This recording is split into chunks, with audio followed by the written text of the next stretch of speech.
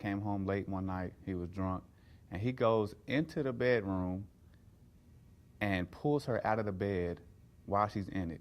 He literally takes the top mattress off the bed and throws her on the floor because he was trying to get her attention. I come out my room, and he's hitting on her, and I'm like, get your hands off her. Stop hitting my mom. Stop hitting my mom. And he turns around. He said, get out of here. I said, I told him, I'm going to kill you. One day I'm going to beat you up. You can't do my mom like that. And he hit me in my chest and knocked all the wind out of me.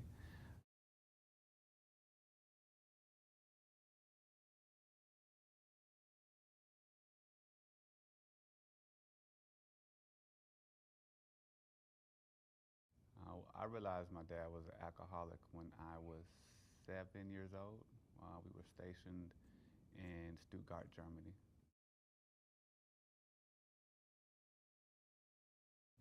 What really made me realize it was just his outbursts, especially towards my mom. When he was really drunk, he took it all out on her. So a lot of the verbal and physical abuse became evident, and that's when I knew something was really wrong with him and with the abuse he was having with the alcohol. When my father was sober, he was one of the best people to be around. I really looked up to. I looked up to him. He was my hero. Growing up in a military family, the dad was, he was the one who did all the work, always in different countries, serving the country, fighting the wars that people didn't know about. So I always looked up to him. And when he was sober, I was with him all the time. Wherever he went, if I could go to his office, I'd go to the office and hang out with him. At the gym, at the bowling alley, all the fun things that I wanted to do as a kid. When he was sober, we did it.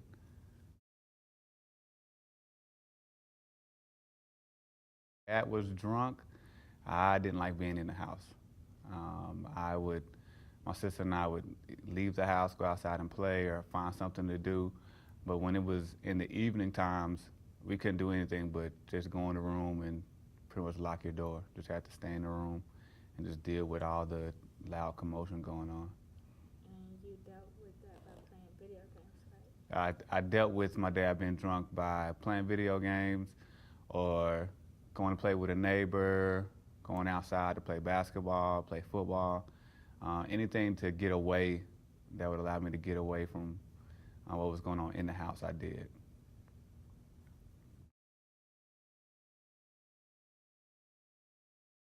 An average drunken day, my dad would stay out all hours of the night. Lived on an army base, so he wasn't too far, but it's like he just wasn't home. On an average drunken day, there was always music being played in the house because he would just sit on the couch with a beer or with his gin and Sprite and just be sitting there listening to music, drinking. So that was the average.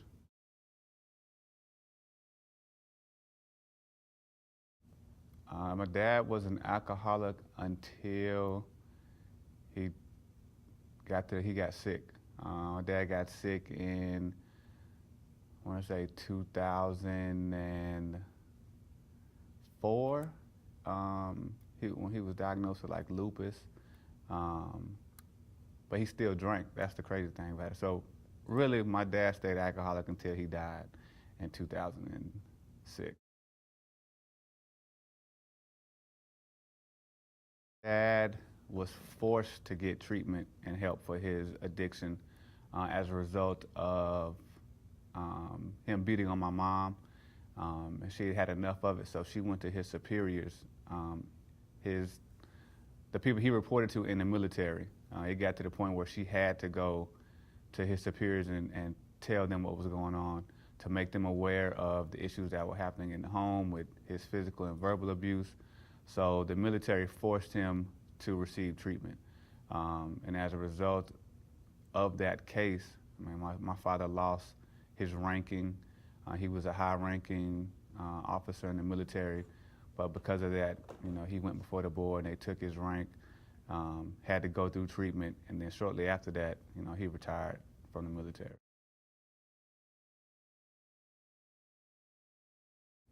The way I coped with my dad's drinking was play video games.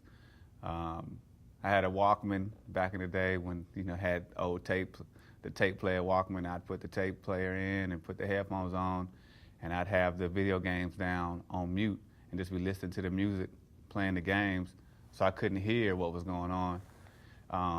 If it was during the day, my dad was drunk, I was outside playing with my friends, playing basketball, playing football, anything just to get away and be by myself. It was New Year's Day, 2001.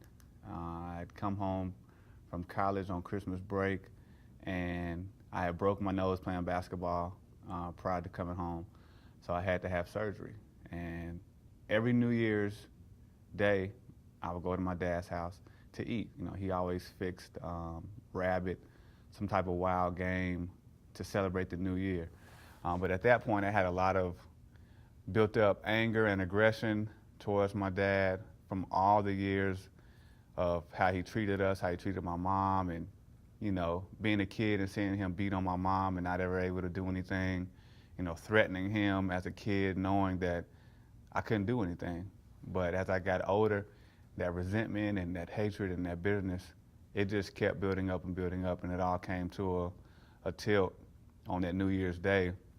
We were at his house, and I don't even know what we were talking about. He referenced something about me being at ORU and why I decided to go somewhere that I had to pay for my education. And my response was, I would have stayed in state, but you drank away all my college tuition. So he took some offense to that, had some more unchoice words to say to me, so we went back and forth, and I pretty much told him, I said, I don't have to put up with this. You don't have to talk to me like this.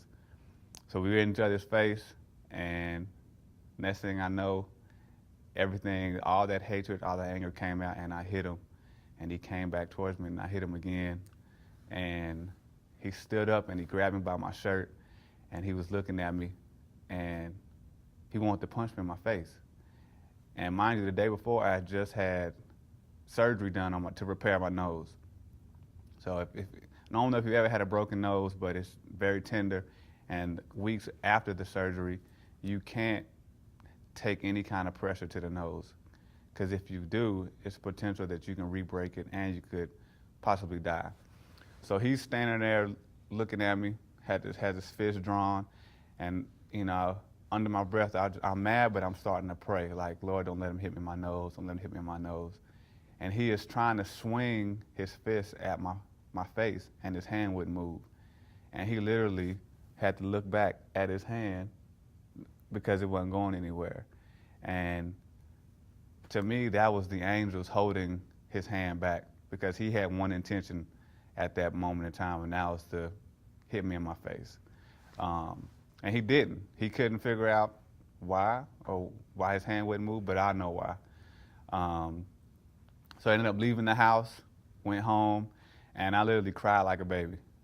And I cried like a baby because it was a release for me. Not the kind of release that I would have hoped for with my father, but for almost 20 years, I had had all this pent-up anger and aggression and never knew how to release it. And at that particular moment, I released it in a way that I would have never thought possible. So, to be able to say that I beat my dad up, I don't feel proud about that. But I did.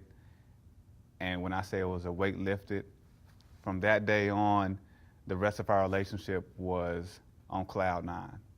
It was the weirdest thing. He had that much more respect for me.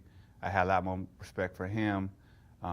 He apologized about a lot that he had done, and we really bonded and grew like never before after that.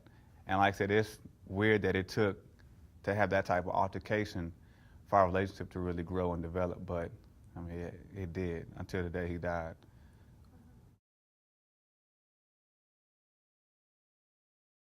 My dad was an alcoholic.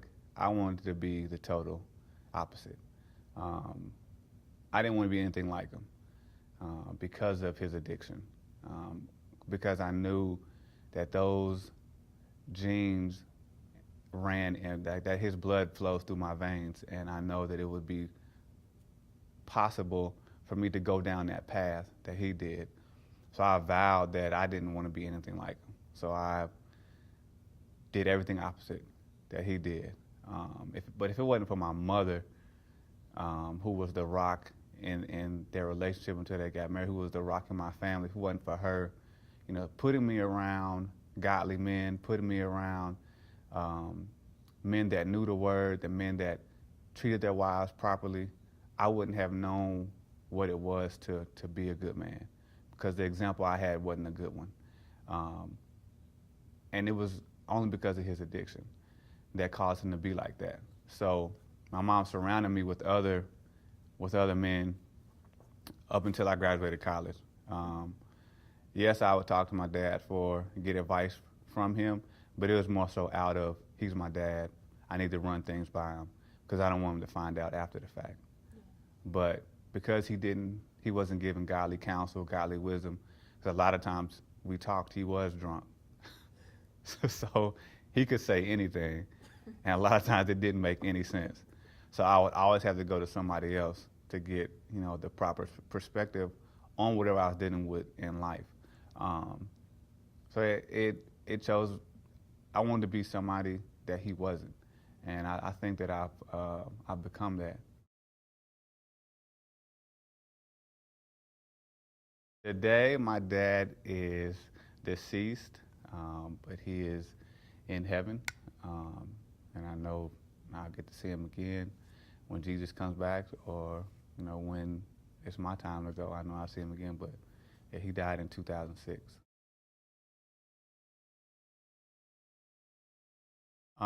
Relationship with my dad before he passed away, it was amazing.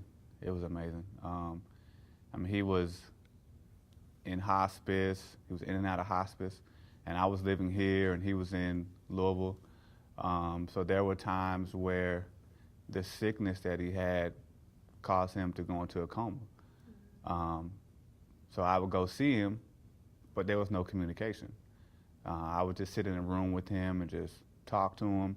We'd had a game on, and it'd be like we were watching the game together, knowing that he can't even see it at all. Then there were times where I would go and he'd be fine, and we'd have conversation, we'd talk. First went into the hospital, I was able to have one of my mentors go into the hospital room and talk to him about Christ and have him receive salvation, literally on his deathbed. So the last few months that he was alive, I was at such a peace, because I knew that no matter when he died, he would stop suffering, that he wouldn't have to suffer anymore, that he can just go rest in the arms of Jesus, knowing that everything was going to be okay.